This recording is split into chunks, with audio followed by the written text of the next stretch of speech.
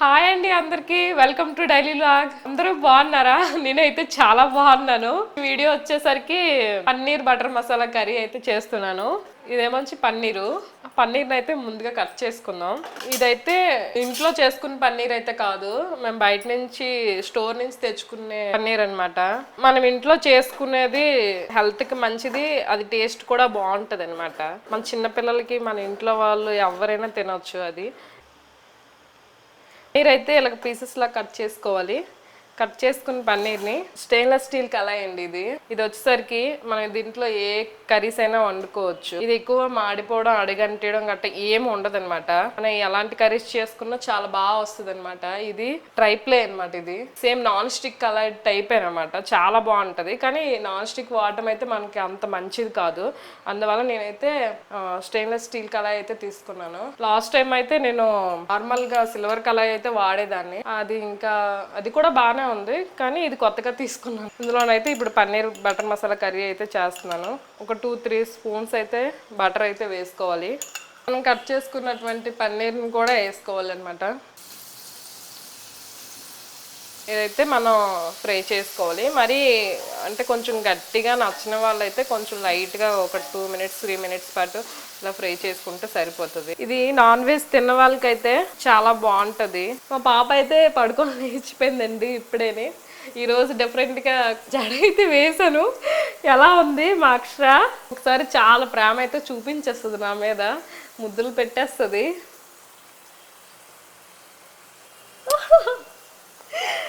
కానీ ఒక్కొక్కసారి మాత్రం కొట్టేస్తుందండి. నేను కోపం అది కంట్రోల్ చేసుకోలేదనమాట. ఇగో ఇలా లైట్గా ఫ్రై అయితే సరిపోతుంది. ఎందుకంటే మా ఇంట్లో వాళ్ళు, మా బావ అయితే కొంచెం గట్టిగా అయిందంటే మాత్రం ఈ కర్రీ అసలు బాగాలేదు అని చెప్పి అనేస్తారు. మీకు కొంచెం ఫ్రై కావాలంటే గోల్డెన్ కలర్స్లోకి వచ్చినట్టు, బ్రౌన్ కలర్లో వచ్చినట్టు కొంచెం తీసుకోండి. అక్షర అయితే అమ్మ తింటాను అంటుంది. అందుకోసమనే ఎలా ఉంటుందో తిన్న తర్వాత. పన్నీర్లో అయితే ప్రోటీన్ అయితే ఎక్కువగా ఉంటుందండి, ఎందుకంటే ఇది మిల్క్తో తయారవుతుంది కాబట్టి. అందువల్ల ఇది చిన్నపిల్లలకి పెట్టడం వల్ల చాలా మంచిది అనమాట. వీళ్ళు ఎక్కువగా నాన్ వెజ్ తిన్నారు కాబట్టి వీళ్ళకి పన్నీరు, మష్రూము ఇలాంటివి అప్పుడప్పుడు వీక్లీ 1 టైం అయినా పెడుతూ ఉండాలి. నచ్చలేదో ఏమో తిన్నాను సనేస్తుంది. ఫస్ట్ తింటాను అన్నది, ఇప్పుడేమో తిన్నా అంటుంది. యాక్చువల్ ఒకసారి తినమ్మా తిందంట. అంతేనండి, చిన్నపిల్లలు ఫస్ట్ ఇష్టపడతారు చూసి, తర్వాత టేస్ట్ చేసినాక వద్దనేస్తారు. మా అక్షర అయితే మరీను. కొంచెం ఆయిల్ కూడా వేసుకోవచ్చు. ఒక స్పూన్ బటర్ అయితే వేసుకున్నాను. ఇది మసాలాలోకి ముందుగా కట్ చేసుకున్నటువంటి ఆనియన్స్, నెక్స్ట్ ఒక పెద్ద సైజు టమాటో, అల్లం, నెక్స్ట్ వెల్లుల్లిపాయ రెబ్బలు, ఒక 6-7 జీడిపప్పు, ఇవన్నీ కలిపి మనం అయితే ఇప్పుడు కొంచెం అయితే ఫ్రై చేసుకోవాలి. నెక్స్ట్ మసాలా,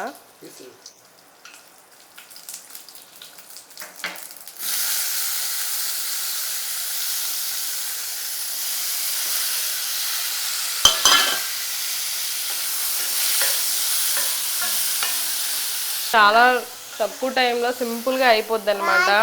ఎవరైనా మన ఇంటికి చుట్టాలు వచ్చినప్పుడు, నెక్స్ట్ మనకి ఏమైనా మసాలాగా ఏమైనా నాన్ వెజ్ తినాలనేటప్పుడు ఇది సింపుల్గా చేసుకొని మనమైతే తినొచ్చు.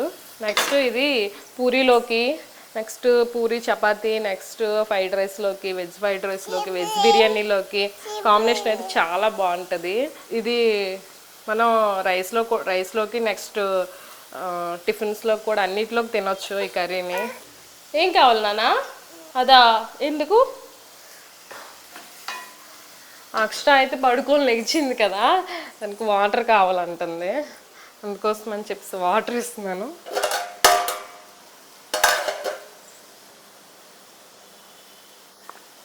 కర్రీ అయితే కాసేపు మూత అయితే పెట్టుకోవాలి. మూత పెట్టుకొని కాసేపు దీన్ని ఉడికించుకుంటే సరిపోద్ది. ఎక్కువసేపు అవసరం లేదు. మా అక్షర అయితే దాని ప్లేస్లోకి వెళ్ళి అది ఆడేసుకుంటుందండి. ఇంకా అందరూ చిన్నపిల్లలు ఇంట్లో ఆట వస్తువులతో ఆడుకుంటారు, కానీ ఇది అలా కాదు. గిన్నెలతోని, గ్లాసులతోని ఆడుకుంటుంది. నాన్న, ఇది నాన్న కూచి అండి. ఇది నాన్న కూచి, అమ్మ కూచి కాదు. అయిపోయిందండి. ఇప్పుడు మనం స్టవ్ అయితే ఆఫ్ చేసుకొని గిన్నెలోకి అయితే తీసుకుందాం. ఫ్రై చేసుకుని మిక్సీ ఆడుకోవాలి.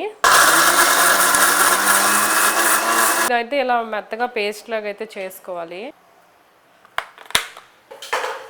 వెల్లుల్లిపాయ ముక్కలు, అల్లం, ఉల్లిపాయ ముక్కలు, కొంచెం కరివేపాకు.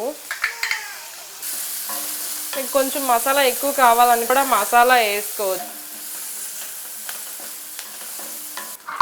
ఈ ఆనియన్స్ అయితే ఫ్రై అయిపోయి ఇప్పుడు మనం ముందుగా చేసుకున్నటువంటి మసాలా పేస్ట్ని ఇందులో వేసేద్దాం.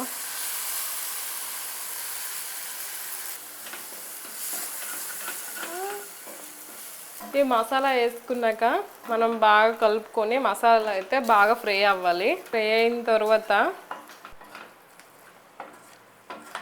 కొంచెం పసుపు, ఒక స్పూన్ కారం, సరిపడినంత సాల్ట్ ఇవి వేసుకొని మసాలాను అయితే ఇలా కలుపుకోవాలి. కలుపుకున్న తర్వాత ఇందులోకి అయితే పన్నీర్ని అయితే వేసేద్దాం.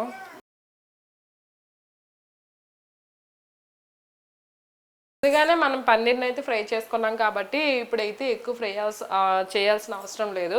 వాటర్ అయితే పోసుకుందాం. వాటర్ అయితే వేసుకొని మొత్తం కర్రీని అంతా ఒకసారి అయితే ఇలా కలుపుకోవాలి.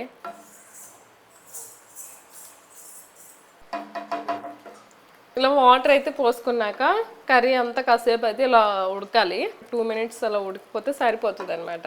ముందుగానే వేసేసుకుంటున్నాను ఎందుకంటే అందరూ కూడా లాస్ట్లో దించేటప్పుడు వేస్తారు. అలా వేయడం వల్ల అంత మంచిది కాదంట. ఇది కూడా కొద్దిసేపు ఇందులో ఉడికితే కర్రీ అయితే ఉడికిపోయిందండి.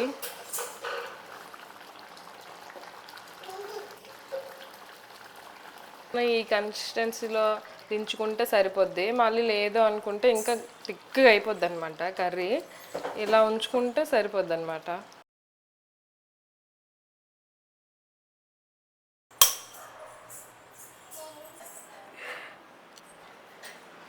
ఇదిగోండి మన కర్రీ అయితే ఇలా వచ్చింది. ఎలా ఉందో ఒకసారి టేస్ట్ అయితే చేసేద్దాం.